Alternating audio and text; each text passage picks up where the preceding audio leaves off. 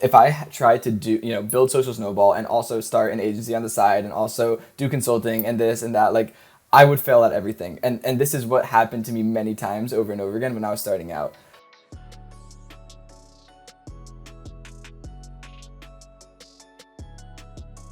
All right, folks, we got a banger for you today. Episode 40, the affiliate aficionado, Noah Tucker, the young gun coming in.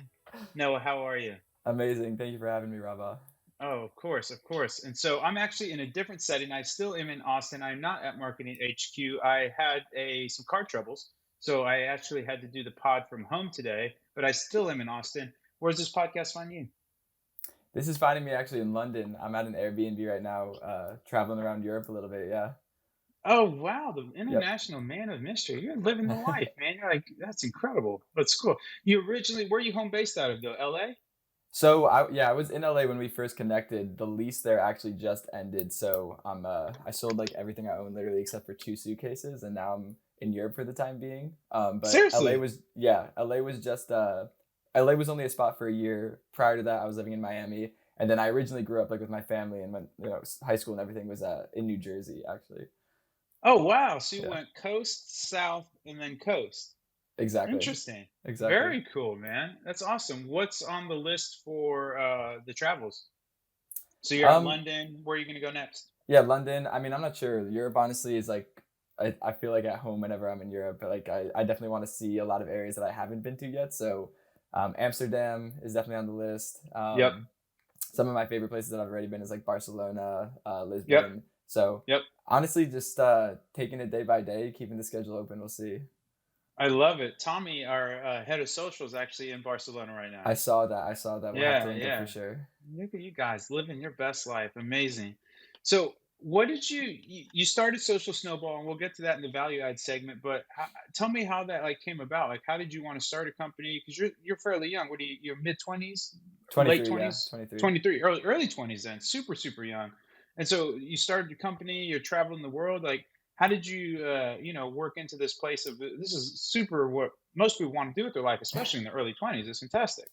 Yeah, I mean, so for a very long time, and I mean, I say very long, I mean like 5 years, but for my lifetime, a very long time, leading up to building Social Snowball, I was still kind of involved in the e-commerce world, but on the merchant side. Yep. So literally right after I graduated high school, like that summer before I went to my freshman year at University of Miami, I literally just discovered Shopify. Like I had a friend who was building stores and drop shipping, and he was like showing me how he had it set up, and I was like, oh, this is super cool. At the time I was trying to make money, but I hadn't heard of any sort of online business. So I was just working on a fishing boat, like slaving away 13-hour shifts, and making like a couple $100 a day, which was great. But this friend of mine who was building these stores and just like using organic marketing techniques to get traffic was also making a couple $100 a day. And I was like, wow, if I could do this, like I'll quit my fishing job and I will do this full time. This looks so fun. And I've always been like a bit of an entrepreneurial spirit. Like I've been like, selling things on eBay and like, when I was super young, I would like draw things and sell it to my parents. Like it's always definitely been in my blood, but I never had like the opportunity to turn it into anything real until I discovered like building stores on Shopify. So started building stores, was kind of just playing around with organic traffic methods, was building ambassador programs, which is kind of how I started dipping my feet into affiliate. But I was, building ambassador programs, doing things very manually, DMing people, trying to give them discount codes for them to share with their friends, like very time consuming, very not efficient. But I did that for, like a year, went to school at U Miami, Yep. discovered Facebook ads, started building more stores, started to get a little more advanced in the marketing techniques I was using. Um, and things and I started to make money at some point. Some point in my freshman year at U Miami, I like had a month where I had a store that did like $30,000 and maybe like 10K in profit. And at Let's the time I was go. like what, like 17 years old. I was the shit. I was buying everyone Yeah. Ubers. I was like buying the drinks. I was like a freshman in college. So it Nuts. was it was like really really an exciting time. And then I kind of just got hooked on it. Once I got a taste of success, I was like, okay, this is really cool. This is what I want to do. So for the next, I ended up dropping out of school after that year because I was like, you know what, like I don't want to pursue what I was studying, or Yep. at least not what the degree that I was getting was going to get me. So I was like, you know what, I'm having success with this. I'm making some money. I want to like dive all into this. Love it. Um, so for the next like 4 years, I stayed in Miami. just not in school. And I just, kept refining what I was learning. So I got like really heavy into the marketing side of things, heavy into media buying. And I was always, I was always building affiliate programs for any store that I would build myself, or, I was doing this as a consulting service for other stores down the road too. Yep. Affiliate programs, which were at the time what I was building was more of an ambassador program. I want to disclose this is not like the publisher affiliate model. This is very like customer and owned audience focused. So Yep. that was always like in my repertoire of what I would add to a store that I was building myself or that I was working with. So, I played with really every single affiliate and referral tool that existed in the Shopify ecosystem at the time. And I never had any intention of getting into the tech side of things. But after like many years of just being frustrated with what existed out there, from a lack of functionality perspective, from the outdated interface perspective, from just a lack of automation in general with all the tools that were out there, it I just couldn't build the type of program that I wanted to build with the tech that existed. And I would try to make workarounds for that using like Zapier and connecting it to like Yeah. Yeah. Yeah. Klaviyo and forums. And I was able to like automate some level of what I wanted to accomplish, but it was obviously not productized, and it was not something that could do everything that I wanted. Obviously very limited functionality can be created with no code, at least back then. Maybe now it's different. Yeah. So, after like, 4 or 5 years or whatever of dealing with all these outdated tools and being very frustrated myself, I obviously had built up like a decent network of other e-commerce founders and operators by that time. And, I would talk to them, and it seemed to be a very unanimous like mindset that everyone was looking for a better affiliate tool. And, after me being so heavily involved in like the customer affiliate space, referral space, and hearing from so many other founders that they wanted something better, I was like, wow, like maybe this could be the next step for me. Because, mind you, at the time, like I hadn't really built anything super sustainable. A lot of Yeah. these were just drop shipping stores, and I was just like making money helping other people with marketing. So it wasn't like I was building anything bigger than myself or anything I was super proud of. So I always knew that like these e-commerce stores I was building was a stepping stone into something else. I just didn't really know what that was going to be. And after just so many years of dealing with these outdated tools and talking to other founders, it seemed like the perfect idea. So that was kind of the light bulb moment for Social Snowball originally. How cool, man! What a crazy journey. How was was the fishing boats like the things that what was it? The greatest catch? Or what's the thing?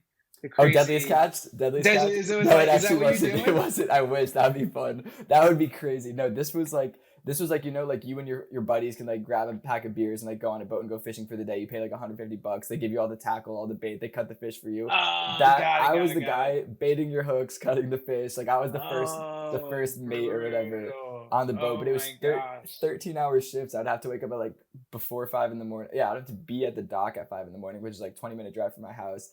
It was exhausting. I mean, fishing is something I still love to this day. So I was like, oh, if Oh, I you get do? I Okay. do. Yeah, fishing is fun. But at the time, I was like, oh, I got a job in fishing, and then my job will be fun.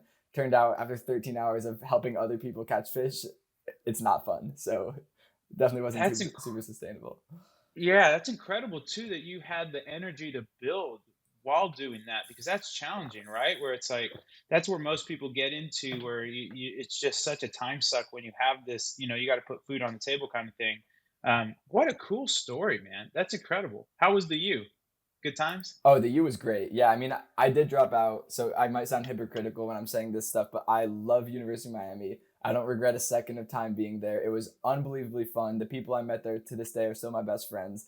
It just college just wasn't the right path for me, so like I had to leave. But nothing against U Miami. I'm a Cane at heart. Like I still bleed green and orange. Like it's definitely an amazing school. So like no regrets for going there that year. I'm very happy I did.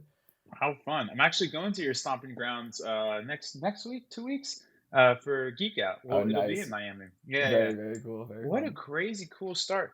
So in this time period, like what is kind of the best, or I guess now, what has been the best and worst advice you've ever received? I mean, I feel like the worst advice, and I mean, this might be different for different people, but I feel like a lot of people have told me, and this is also good advice, but in certain contexts, like Yep. I'm not even sure exactly how to word this, but there's people who do a very good job at doing many things at once. Yep. And, people will tell you like, oh, you want to diversify how you're making money, have multiple streams, yada, yada, all that stuff, which is true. But for me, like, right out of high school, like, and even to this day, like, young and figuring out life and not having everything sorted, and I tried to do this and it failed a lot, but if I tried to do, build Social Snowball and also start an agency on the side and also do consulting and this and that, like I would fail at everything. And this is Yep. what happened to me many times over and over again when I was starting out. So people give that advice of like, oh, you want to diversify, like build 7 streams of income or whatever it is as fast as you can. That's true. And I'm not saying that never do that, but at least for the first like 5 to 10 years of your career, and maybe it's a little different for everyone, and I know people don't all work the same way, but for me at least, I learned that for me to be successful I have to go all in on something and Love not that. diverge whatsoever. And that's what I'm doing right now. And does that mean that I'm never going to buy properties and have another stream of income and also maybe start something else on the side after an exit from Social Snowball, theoretically? For sure. But right now, like as a more beginner entrepreneur, like it's very important to like be laser focused, obsessed, unhealthy obsessed on one thing only. And like that would be the best advice that I receive, I'd say, is like the other side of that, because they're both good advice in different contexts. But for if you're even starting out, which I don't even know if I would consider myself starting out, I've been like building something for 7 years, but Yep. it's still somewhat starting out. I'm not at the point where I can have my hand in like 10 pots and be productive. I love that, man. I think that is so spot on. One, I love that you touched on context. I think there's so much advice out there that, to your point, is good or bad. But if you don't have the context of what somebody's saying, it just gets really weird. And I'm with you too. I think the superpower is focus. Like I totally understand kind of where you're coming from too. Like, oh, the more legs on the stool makes a stable stool, Yeah, blah blah blah yeah, yeah. blah. But I'm with you, man. I have never been a great multitasker. I've never been able to um, really, because for me, I would just do a bunch of things bad Yeah, versus exactly. doing one thing Exactly. really incredible. And it was just really unfulfilling for me. And then, yeah, I'm in the same boat. And to your point, there's different strokes for different folks, but I'm with you, man. I think focus is a superpower, and really first get your bag. And then once you get your bag, then I think the diversification can come because you already got your Totally. money. Totally. You've Totally. made your money versus like You're to chilling make at your that money point. with all. Yeah, exactly. So I think that's a so well put, man. Um, what resources and kind of frameworks, or like how did you gain your mastery in terms of entrepreneurship business? Was it just by doing, or was there books you read, YouTube videos you watched? Like how did Um, you gain like all your skill set? I mean, that's a because really good again, you're so question. young and you have like such a great handle not only on life but on business, on productivity. You're traveling the world, which is awesome. Personally, I believe that there is unique windows in your life that you'll never get back. And so, like from my point of view, I used to enjoy life, quote unquote, a little too much when I was younger. And my biggest regret is not going abroad, studying abroad. And of course, now I have money. Now I can go to Europe and do, but it's different. Like I have a fiance, I have responsibilities. Like it's just such a, so I think it's so smart that you realize there's these unique windows in life that are really well suited to certain experiences that like money can't buy you again. Like you're never going to be 23 again, starting your burgeoning company, being able to experience the world with the certain viewpoints. So how did you? I mean, I guess the too long didn't read is I'm jealous and how you became so wise at such a young age. I'm definitely not wise. I'm definitely not wise. I have a few things figured out that maybe other people my age don't, but everything else I'm a mess for sure. I mean, I wouldn't call myself wise. I mean, yeah, I mean, I don't know. Like for me, I mean, I guess to answer your first question, like how did I like learn most of this stuff? I'm definitely a trial and error guy. I can't believe anything until it fails for, like I can't believe something won't work until it fails for me and I like reap the consequences of it failing. So even though like people will tell me things, I'm just too much of a trial and error guy. That's like I need to see things work and fail, and like that's how I can make my decisions. Like very, I guess, kind of a data driven approach. So yeah, I mean, I've definitely read some, books, some more like mindset stuff, some more tactical stuff. Probably helpful for sure. But in everything that I've done, I'm Social Snowball. Like, I'm still learning as I go. Of course, like we've Yeah, definitely came a yeah. decent way, but like it's very much learning as I go. And I try things and I talk to as many people as I can and I ask as many questions as I possibly can. And I learn from them and I try, I make the best decisions I can. I see what works, I see what doesn't, and then I make better decisions moving forward. That's like, kind of an ongoing process of life more than just business. Um, and then I guess your second question, I mean, I don't know. I just love traveling. I don't see Yeah, I don't see myself stopping traveling at any point in my I life. love Maybe that. I'm naive to say that. Most likely I am. But I mean, traveling is just like so important and fun to me. Like if I'm in any place, and this is why I'm not even like I had my lease in LA and I was probably in the apartment for like 6 to 7 months out of the year lease. So it's like Yeah. I'm kind of like wasting money. I want to be in Europe. It's fun here right now. So I don't know. I just love traveling. So I don't see that stopping at any point in my life. But maybe that's maybe it is a window and I'm just get taking advantage of it, and then it won't be a thing down the road. No, I love that, but I think that's what kind of my thesis is, like, that naivety? I don't know how the fuck you say that, but anyways, that mindset is like, it's impossible to cultivate, especially too, like, there's that old line, like, "Once your mind expands, it can never contract again." Like, Mm, you have these, like, ills of the world that you haven't experienced yet, like, you don't have these kind of, like, huge responsibilities yet, you don't yeah. have the wifey yet, you don't have a kid, you don't have all these things that, like, are, seismic shifts in your psyche. And so I'm just so happy that you're experiencing all that. It's super awesome, man, to see. So I'm living vicariously through you. Send pics. Um, I love that. It threw me off the next question. So let's do one more for the main segment. What's the nicest thing someone's done for you? Oh wow. Um, I just that is a tough one. That is a tough one. I mean, everyone in my life is incredible and supportive in every way. I mean, my parents from when I was a kid, they've always like helped me become entrepreneurial and never said like no to any of my wildest ideas. Like my girlfriend now is like extremely supportive, and when I'm having like a breakdown because everything is going wrong with social snowball, she'll like be like, "You're fine," and like help me Oh man, that is really a hard question to pinpoint in one thing. I really have been blessed with having amazing people in my life. I don't know if I don't know if I could give you like some amazing magical one moment on the spot like this, but it's not Well, something I'm upset we'll about give because the girlfriend and the parent points. We'll leave it at that. So perfect. those are great answers. It's fantastic. I love that you've cultivated such a healthy ecosystem around you to support your journey. You made it to the value add segment. Let's go, Noah. Let's Let's go. go. Killing it. Okay, so we've been talking about social snowball a lot. For people that don't know, kind of give us the elevator pitch and then tell us why affiliate marketing is so important. Totally. So, Social Snowball, we're an affiliate marketing platform for direct to consumer brands that focuses on converting your customers and owned audiences into affiliates. So, slightly different than the more traditional affiliate model focused more on publishers and influencers. Social Snowball's goal is to democratize affiliation and make it so that everyone and anyone is an affiliate.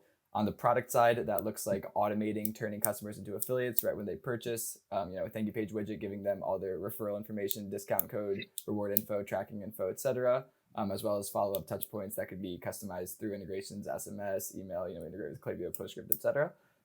It also means making payouts democratized, meaning that commission payouts don't have to be PayPal only with a minimum payout threshold of like $30. The average, friend and family customer referral is going to be referring one or two friends, making $10. We need to make payouts easy to send at a mass scale. We need to make them very easy and dynamic to redeem. And Social Snowball does all of that from within the product. And beyond that, it's just a very smooth, fun platform to use. It's not like annoying and outdated like a lot of our competitors. It's Yeah. it's new. It's for the modern D2C brand. Yeah, that's the elevator pitch. I love it. Do you guys sit on anything other than Shopify, or are you exclusive to Shopify, or everything? Just Shopify right now. We're Yep. definitely going to be Yep. expanding to other platforms, but Shopify ecosystem is my bread and butter, so it's where Yep. we started. But we will be expanding for sure. Yeah, I love that.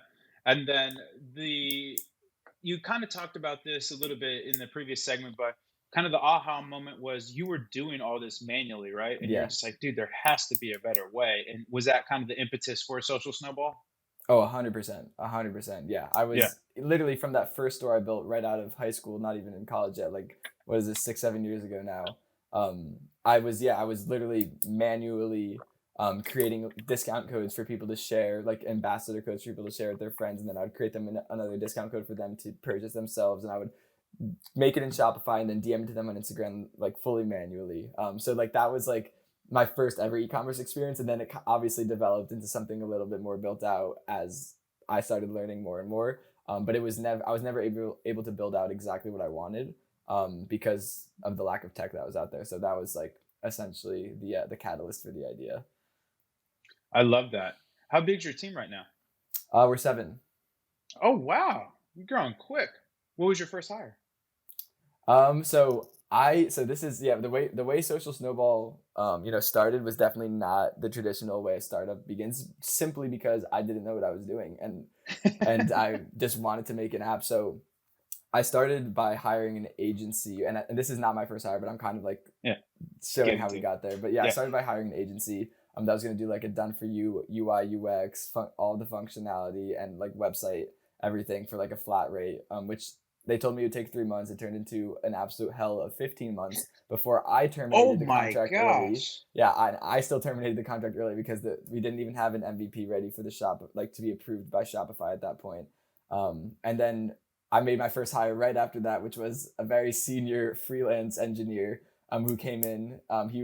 He'd like been working at Yahoo or something. Like this guy was like some super senior engineer. He came in, fixed like every bug we had. Within like a week, we were able to submit to the Shopify App Store and get approved. So that was my first ever hire. He's actually no longer working with us, but he was the first freelance hire that we made.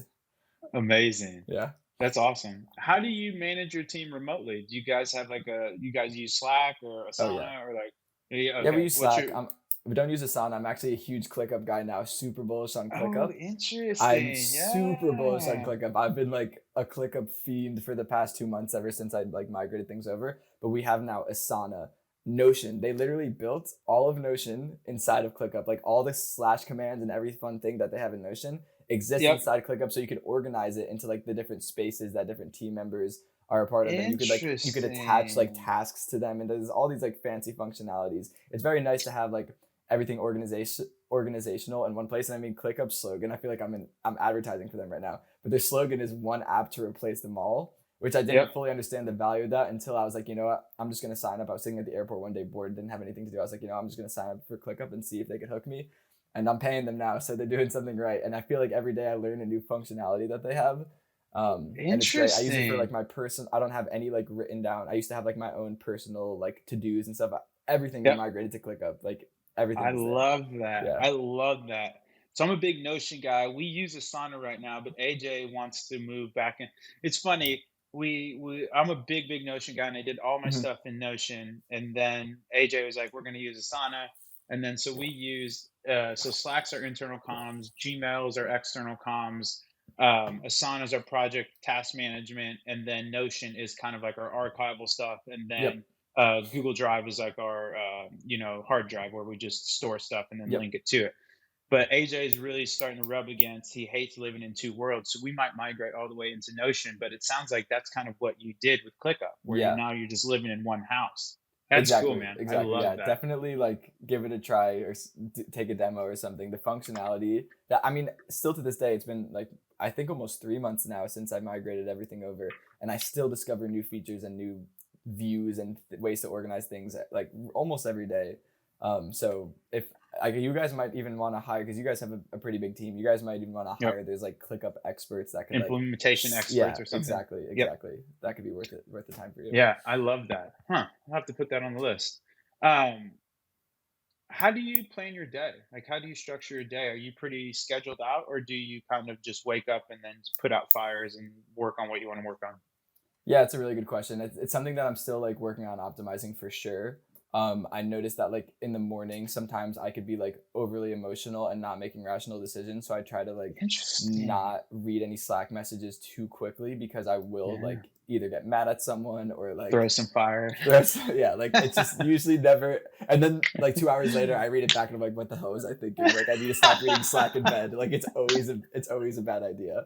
Um, so basically, I mean, yeah, I'll like try to start the day like not replying to any messages first. Like I'll just like look through what my to-dos are, like kind of like ground myself a little bit.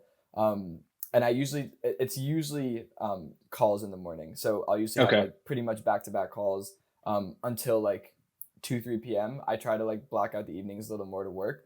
Now that I'm going to be in Europe, I'm going to do it reverse because the Eastern and Pacific time work days don't start until around like like early evening here or Yep. afternoon. So I'm going to use the mornings to have like my focus work, no interruptions, no calls Mm. whatsoever, and I'm going to work in the mornings. Then I'm going to be doing the double shift at night, taking calls until like 10 11 p.m. So that's like what I'm going to be trying now, but I'm still going to do like 1 or 2 days a week where it's a no call day where I could just have focus work because I believe that's important.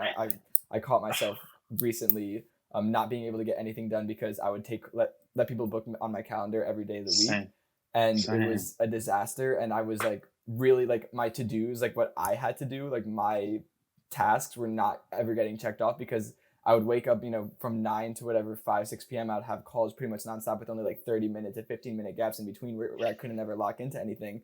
And then I'm like 100% with starting to you. get my work done at like 7 p.m. and then it's like 9 p.m. and I'm tired and I'm like not even fully focused. And I was like, okay, something needs to change here. So that's why I'm like starting to block off whole days as well.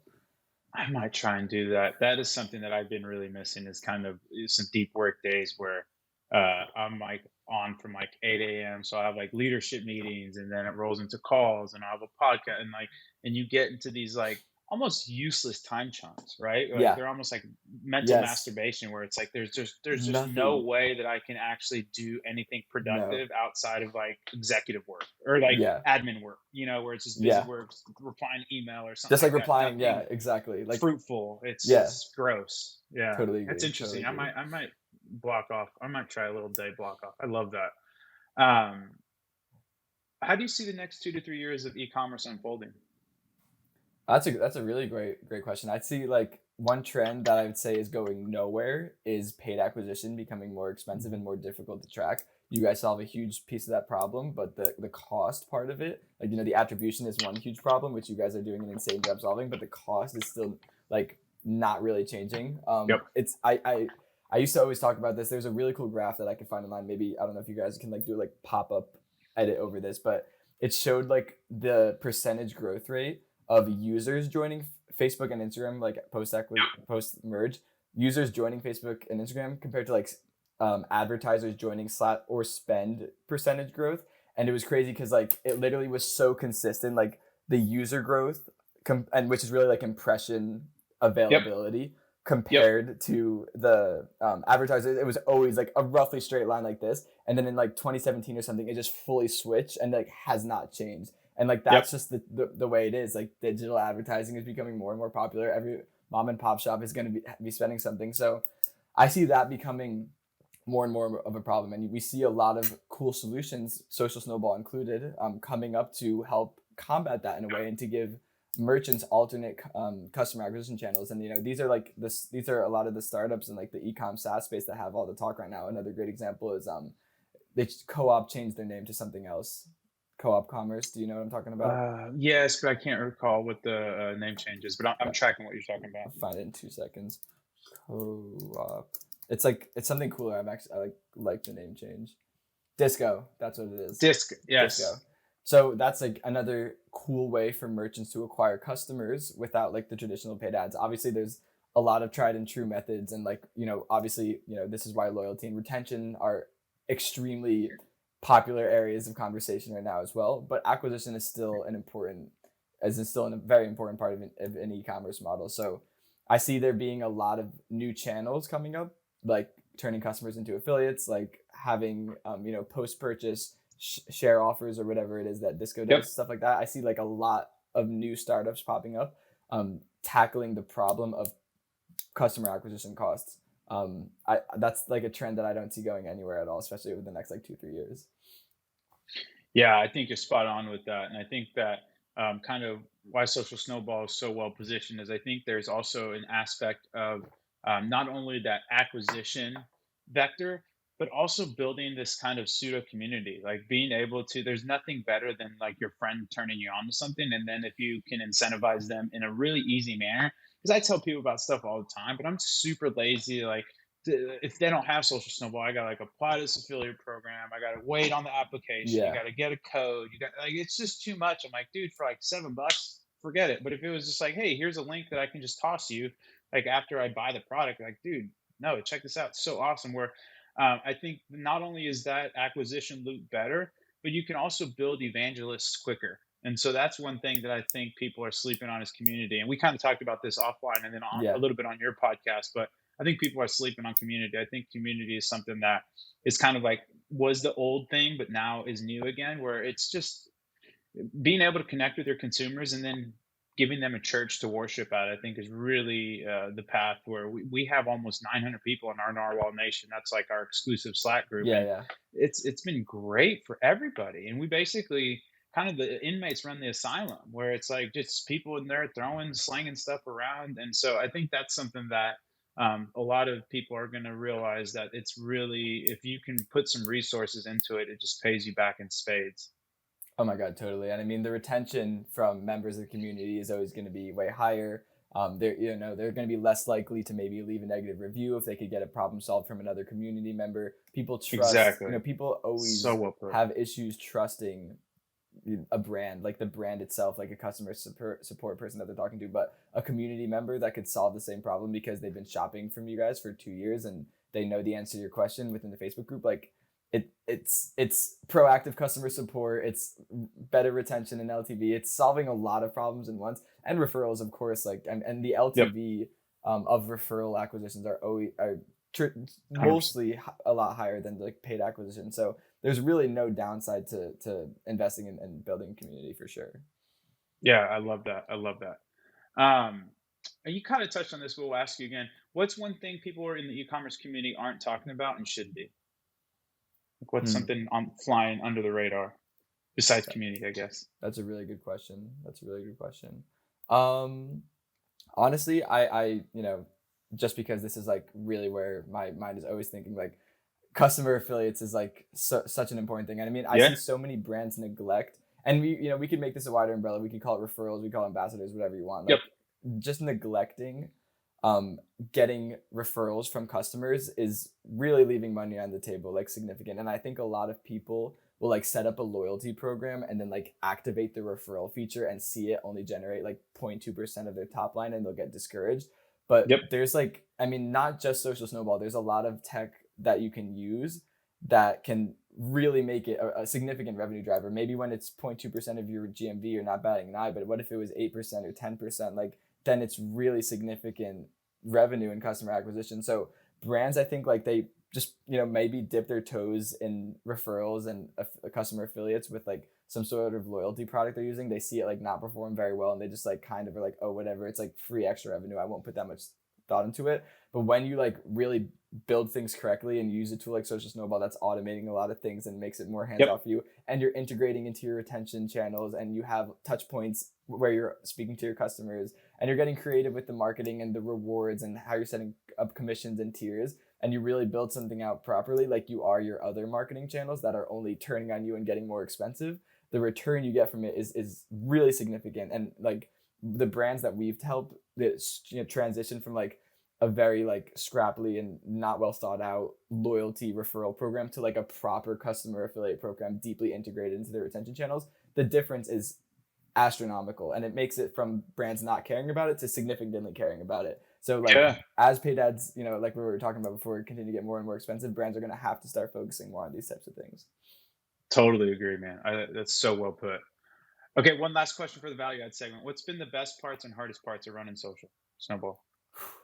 Best parts are just seeing like the brands that we help. I know this might sound cliche, but it's really fun. It's like really cool. Like the fact that like, myself and my team built something and brands are using it and they're generating a lot more revenue than what they were used to from a very similar product. Like that is like awesome. Like people are hyped about it and they're sharing it. And like, I get on demo calls and someone's like, oh, like this person from this brand that I've never even heard of like told me about it. And I'm like, wow, like people are really liking what we're doing. So like that's like always really fun and rewarding. Like after a demo call where someone tells me something like that, like the rest of the day I have a smile on my face. That's been like the most fun part of it. The hardest part I would say is like anything human resources or building a team. It's just a learning experience for me. So I made a lot of novice mistakes that maybe could have been avoided with the right resources or mentor, but it's just because I didn't know what I was doing that like I like even something as simple as like hiring an agency to build the MVP. Like most successful startups don't start that way because that's just like not what usually works. Like people find a tech, like if a marketing brain like me wants to build a startup, you find a technical co-founder and you Yeah. go through like a Y Combinator or maybe do something a little more traditional. And I just really didn't even know what was out there at the time. So I would say like hiring, building a team, the whole like managing the tech side of things, because I'm not technical whatsoever, but I have become very much so a product manager in the early Yeah. days of Social Snowball. So like learning all of that, there's a decent learning curve as well. I would say like everything in that regard has been like the hardest part for me for sure. Yeah. But look at you now, ClickUp connoisseur. We got You're ClickUp. you're ClickUp getting it changed done, everything. baby. ClickUp You're changed getting it everything. done. Exactly. Yeah, it is interesting, and I find too, like, when you do start using, like, things like ClickUp and stuff like that, it's harder to be lazy. And I don't mean that lazy in the sense of, like, getting stuff done, but I mean intellectually lazy, where, that's why technical people are very good at, like, if you give them a task, like, "This isn't a task, dude. This is, like, an idea." Like, you need to be like, "Here's Yes, what I yes. need," and Totally, you totally. start to understand, like, "Oh, I get it. Now I understand what you're saying." Like, here's what I want, here's what needs to be done, here's how to do that, blah blah blah. And like the asks become way more structured, and there's actual tangible action items in it, and like agendas and things like that. And it sounds gross and like all these weird terms, but at the same time, like at the end of the day, that's how you're running your business. And so you need to be structured, and time is really expensive, especially when you're paying engineers and when you're paying like these high level people. It's like that's stuff you can't get back. So having that really dialed in at such a young age of the company is really super spot on, man. I love that. Totally. All right, you ready for the rapid fire? Let's do it. All right, Noah, here we go. Here we go. Okay. Overrated, underrated, Tesla. Under. Underrated. All right. It was my first Overrated. ever car, my dream car. I'm obsessed with Tesla. Like I I think they're saw that. oh yeah. Yeah. You like the electric cars? Oh my god, yeah. I mean, I just like Tesla. I don't know. I mean, Yeah. EVs are great. I'm very into like the environment, but Yeah. Tesla is just the most fun thing I've ever sat in. Yeah. I love it. You see, he's buying Twitter as well. What a Yes, savage. savage. Paris, overrated, underrated. I've only been there for 6 hours, but I'm gonna say over just because people were so rude to me. They're so rude, right? You were on there for 6 hours? How'd you get the cool you got that cool Eiffel Tower pic with the in 6 Six hours? hours, six What hours. shit, you Yeah, are it was productive it with your was like an time. 18-hour Jesus. layover, so we just like Ubered to the city for a bit and then Ubered back to the airport. Oh my god, that gives me so much anxiety. I love that. I usually do like a lounge or something. I need to We did the up lounge my for the risk other 10 tolerance. hours of waiting. I love it. This is kind of a softball, but we'll give it to you. Affiliate programs, overrated, underrated? Come on, under. Under, of Especially course, of customer course. affiliate programs. Publisher Yeah, of affiliate programs course. people have pretty figured out. Yeah, I love that. The St. Regis Dubai, overrated, underrated? Under that place was amazing, amazing. The only Yeah, thing that's your pool picture overrated, was crazy. yeah, that whole like pool top that I have with like an infinity looking over Dubai, you have to pay extra to go there. It's not part of like the already No, expensive bill that you're getting for staying at that hotel.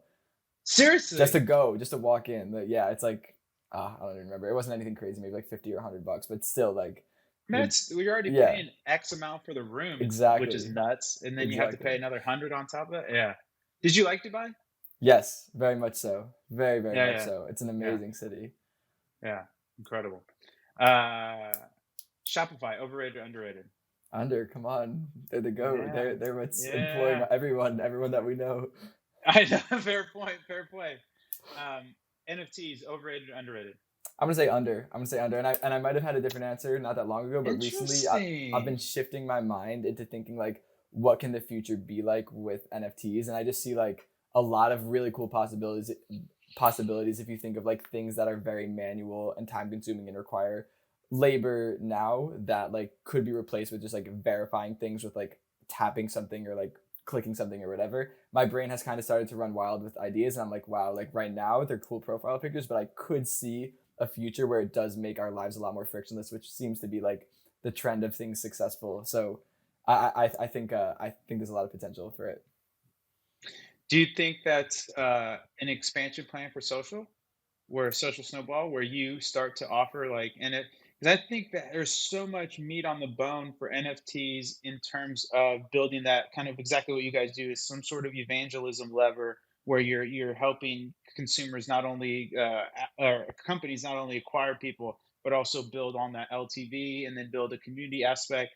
But I get weirded out when people use them in terms of like economic gain. I think that's the wrong, or in terms of like what social snowball does. Like I think that's the wrong way to think about it. But I think for you, it's really cool because it's almost the same thing as what you guys did for affiliate programs. and it's like an extension of an affiliate program. Is there any interest in that, or kind of silly? That's a really good question. Honestly, there is I don't know if this would even be social snowball, but I definitely my mind runs wild when I think of the use of NFTs in a loyalty program, which is definitely Yeah, not social snowballs wheelhouse. We're very customer acquisition and affiliate focused, but fair play, fair play. in the loyalty world, I mean, you know, what are loyalty points? If you Yeah, join a world, what are they? They're nothing. They aren't. What if they were something? That's kind of where my brain goes. Like loyalty points could yeah, be a real thing, and I could give you my loyalty points on OpenSea or whatever. You know what I mean? yep, So I yeah. definitely see a way for loyalty programs to use them to create like a real asset behind what loyalty points now are, and I think that could. What my brain is thinking is maybe even like a pre MVP idea of what could really be done. But Yep. yeah, so I definitely see it in the loyalty side of things. I don't know if that would be social snowball, maybe another project, but I Another. could definitely see some great use for that. I love it. Do you own any? Do you have any Oh my apes or god, punks or anything? no, nothing cool. No. Like when the hype first began, I was like throwing a little bit of money here and there at like these Yeah. absolute terrible projects. I Oh haven't had one NFT not at least negative 10x in value. Not one, not one. And most of them no! I minted, so I was like only losing a few $100. There was one that I bought for like $1 or $2,000. Like still nothing crazy, but it Yeah. completely like the value, the floor disappeared. So how about you? Do you have like any doodles or I anything? No, I never got into it, man. I missed the BTC wave, and then I missed the NFT wave as well. But I never. I'm with you. I think it could be some interesting. So like NFTs in the sense of like I think like concert tickets could be pretty cool. Where Mm-hmm. it's like I hate Ticketmaster so much. I Mm-hmm. though I just have like in my capitalistic vein, like I hate when markets get perverted. And like Ticketmaster is like a perfect example of like concert tickets get inflated, but they inflate them by buying a bunch off the market and like hacking it and stuff like that. Oh So yeah, it'd yeah. be cool to do like NFT tickets where it's like you can't charge more than 3x the base price or something like that. Yeah, Like yeah. you could pass the ticket around as many times as you want, but you can't put it because the ticket masters of the world will just buy up all these tickets and artificially inflate the price, and then the people that want to go to the concerts that are actually fans don't get to go. And Yes, totally. so I think there could be some really cool implementations. I don't see the art vector just because I think Yeah. art and culture, or like culture and scarcity, are kind of the two driving value factors for art.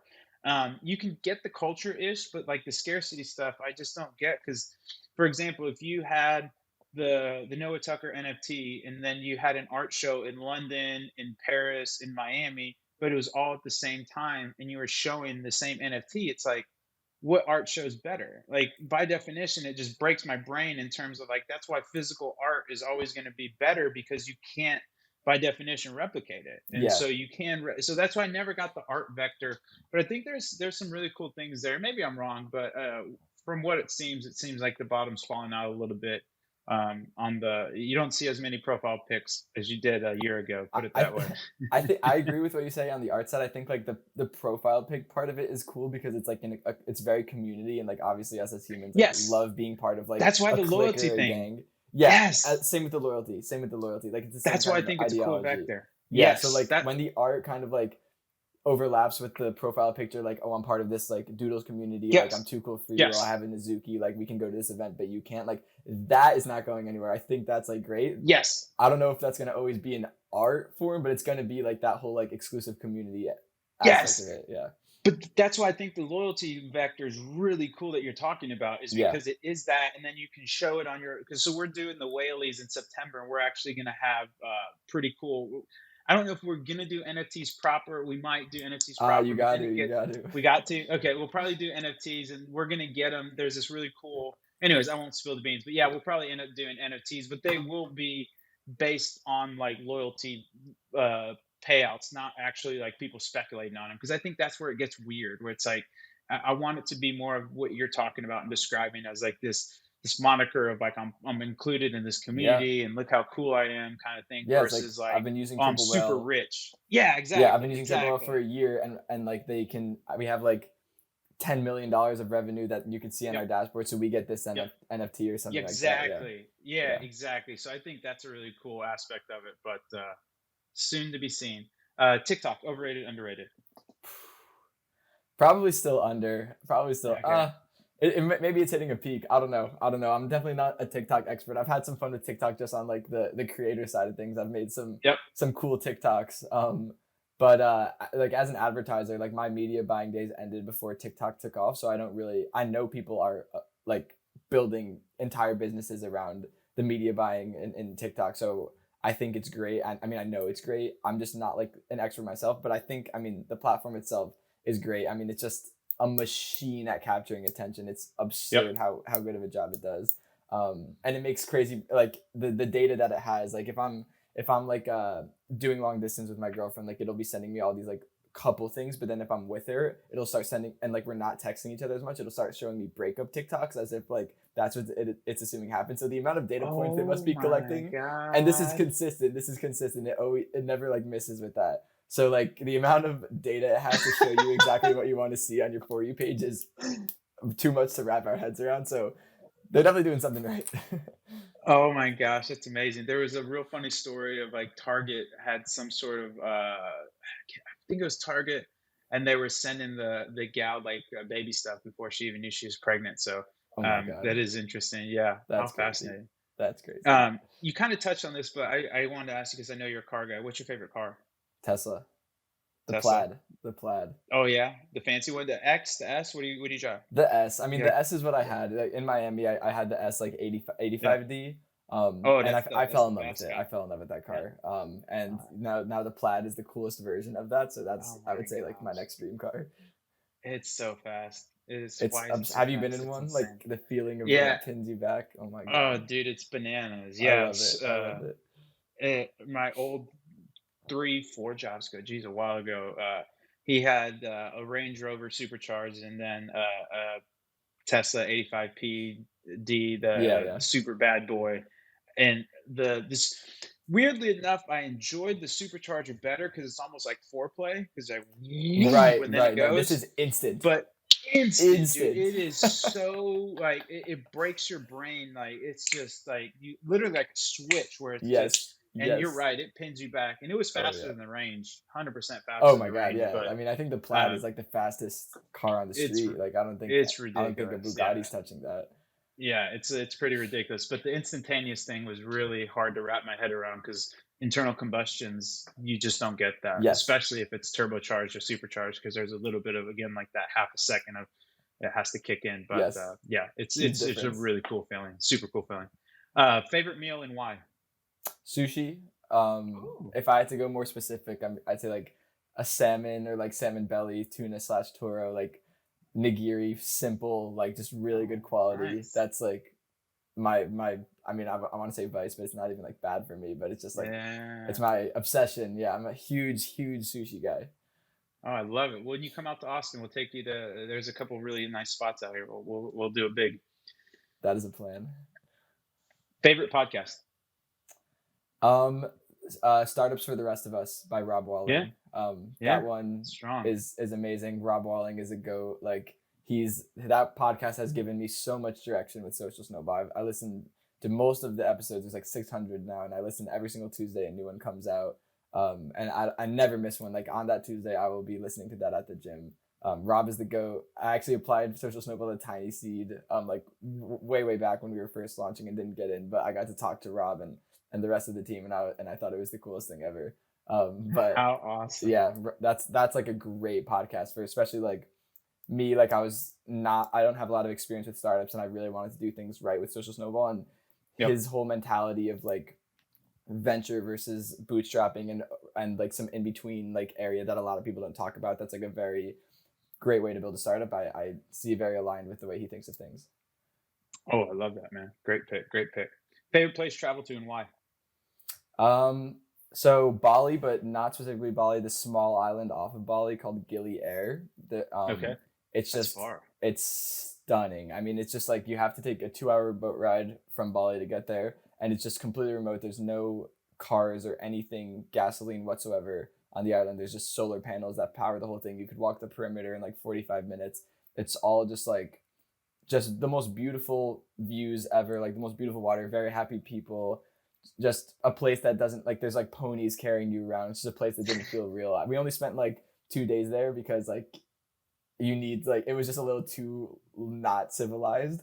Yeah. But those 2 days are 2 days I'll never forget. I have the coordinates of it engraved into my custom cuff. Shout out Teo and Simone from Custom Cuff. Great Look DC at brand. that. How cool. That's dope, dude. Wow. What was the island called again? So it's off of Bali? Yeah, it's called Gili Air. So there's like Gili Gili Islands, Air. which are like a Yep. chain of 3 islands in Got it. between Bali and I'm pretty sure Lombok.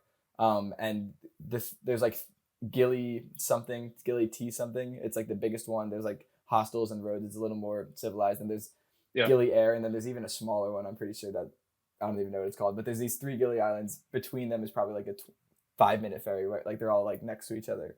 Yeah, And yeah. damn, just beautiful, breathtaking. Every second of it was amazing. How amazing. So cultured you are, Noah. How'd you get there? Where's it? Because that's far. How to get to Bali? Yeah, yeah, no, that's far. Did you go, you didn't go direct. Did you go through and hop? Oh, yeah. You're already on that side of the world? I've actually been to Bali twice. I think both times once I had a layover in South Korea. Okay. Um, and the other time, some maybe else. I don't even remember. Oh, I think yeah, Sydney. I went to Sydney before I went the second That's what I was time, gonna but ask. yeah, Australia, yeah. Yeah. yeah. So you came straight from the States though to North Korea and then down?